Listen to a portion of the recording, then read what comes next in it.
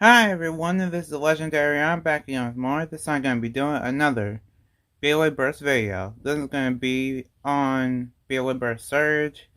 Not really my thoughts on it, but kind of more of an overview. So, Beyblade Burst Surge is coming out in 2021. Well, it kind of started coming out early, I guess, a little bit. Kind of. Only on Target though. As well as the Pro Series, but I'll get into that in another video. But for now, we're going to talk about Beyblade Burst Surge and the pros and cons about it, the kind of everything you need to know. So this video is pretty much just everything you need to know about Beyblade Burst Surge. And first, let's start off with saying that I am not an ambassador for Hasbro. I don't get any of the Beyblades for free. I just kind of go into stores, buy them, and get whatever I see normally. First thing you kind of want to know about Beyblade Burst Surge is, well, before I answer the question of are they good, I'm going to answer the question about what is the gimmick of the whole system. So for the whole system and gimmick of the series, it's basically like the arenas have kind of like a main point where the Beyblades battle in the center, and on the outer edges they either have um nothing or just 2 points of like where the Beyblades will gain up speed and then kind of come back to that center point of the arena. It's kind of mentioned. Well, it's kind of explained a little bit more when you see the videos I'm showing on screen. In terms of how well it works, the system works all the time. It's not really a on and off thing. It's kind of like it exists, and the Beyblades either use it or not really use it, depending on their types and how active they are in the arena. And it also depends on the arena too, because they actually released a red arena that I wasn't able to get, but I'm using the Battle Set arena, which is a which is kind of like the main tournament worthy one for competitive use, basically, just to kind of show off the best and worst of the Beyblades.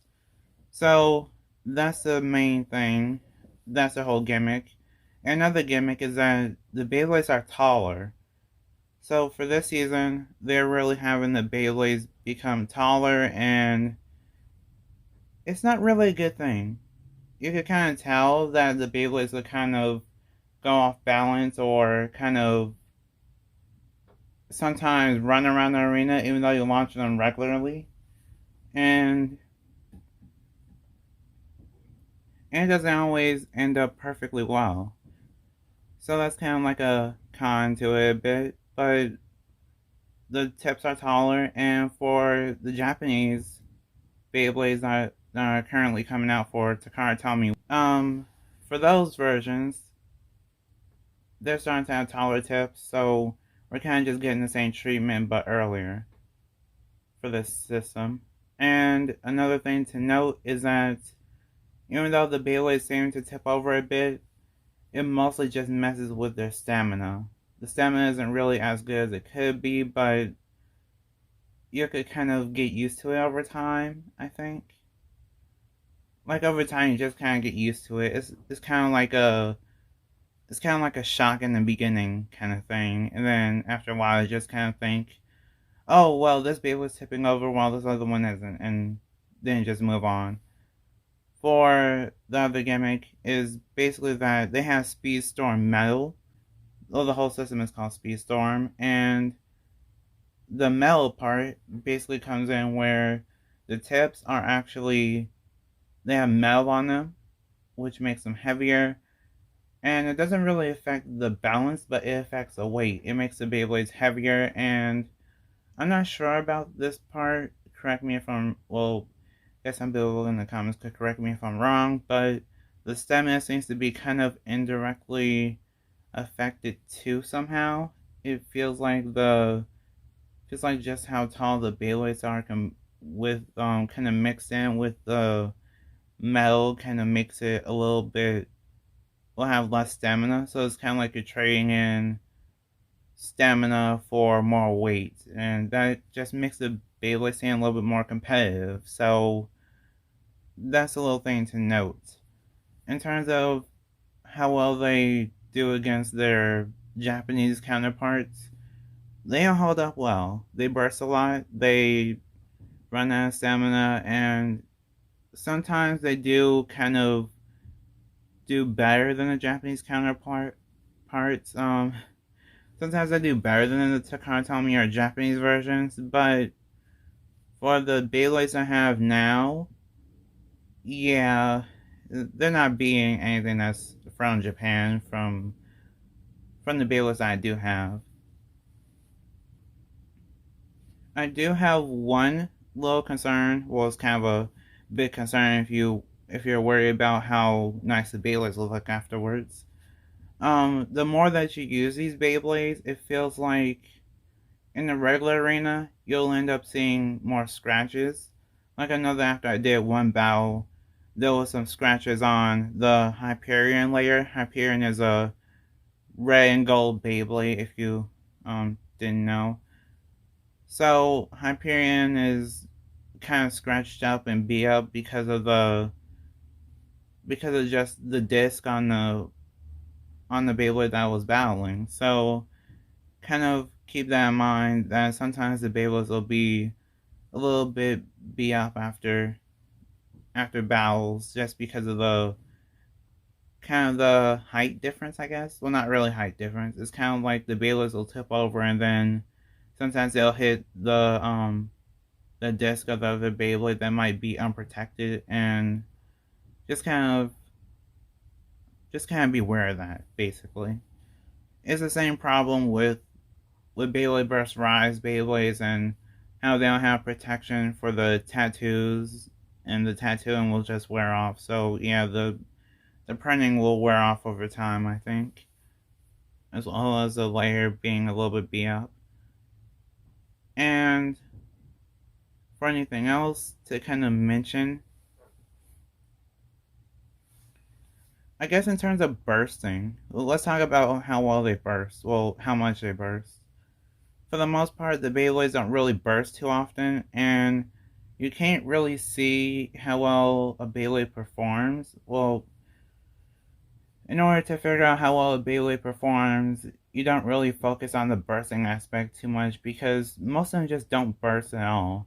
They run out of stamina before they can even burst, so you just kind of focus on what Beyblade has the most stamina. And the arena also doesn't have any pockets to kind of show that Beyblade is being knocked out of the arena either. So that's another thing to kind of note with these new Beyblades. So in terms of the problems that can be fixed, you can actually fix the tipping over problem by using the Takara Tomy Arena. The only bad part is that it's expensive, but there is a little light at the end of the tunnel. There's a Beyblade Burst Pro Series Arena that's coming out, and hopefully it will be the exact same as the one that I use for some of the battles that you see. Hopefully it'll be exactly the same, and then you could just use that Pro Series Arena and kind of fix most of the Beyblade Burst Surge problems that the arenas have in terms of wear and tear on the Beyblade layers. But that's about it. Another thing I want to mention is that the tips are also kind of shaved off. So compared to the Takara Tomy versions, they are taller and the tips are shaved off. Some have metal, some don't. And it's kind of a mess because you don't really have too much stamina to work with overall. There's also something called a chassis in Takara Tomy's Beyblade Burst version of this series. They have it's really heavy. It's like a part that's really heavy and it has a lot of weight to it. So for Hasbro, they decided to make it into a regular disc. It's a little bit better to have as a regular disc, but you lose a whole bunch of weight in the process. And you also have to buy the $10 versions of the Beyblades from the set to even kind of complete the look of the regular Beyblades. So it's kind of an inconvenience for the people that just bought the set and hope to have the anime accurate combos. So that's kind of the final thing to note. And with all things considered, are they really that good? Are they really worth the money? I guess one more thing to mention is the chips. So in terms of customization, the chips are actually pretty hard to get off of the layer. To get pretty hard to get off of the layer. You can't just push them out. You actually have to use the two clip parts and kind of hold one to the side and then push it out, and then it would come out easier. I don't know why they did it like this. I think they did it like this to kind of prevent the Beyblades from just falling apart whenever you put them together. So you can't really have all the combinations you want to without a struggle. It's a bad and good side to it, but I feel like it's a little bit too much of a struggle to have something like, if you wanted to do Super Valtrak, you can't really make that combo because it's so challenging. With all things considered, is Beyblade Burst Surge good? I'd say yes. Are they worth buying with, let's say you only have about $10 and you want to buy a Beyblade? Definitely yes. So this is Hasbro going in the right direction and giving us all the gimmicks that we wanted, and even though the Beyblades are taller, that's something that Takara Tomy is already doing, so overall, you can't really complain, honestly. They're going in the right direction.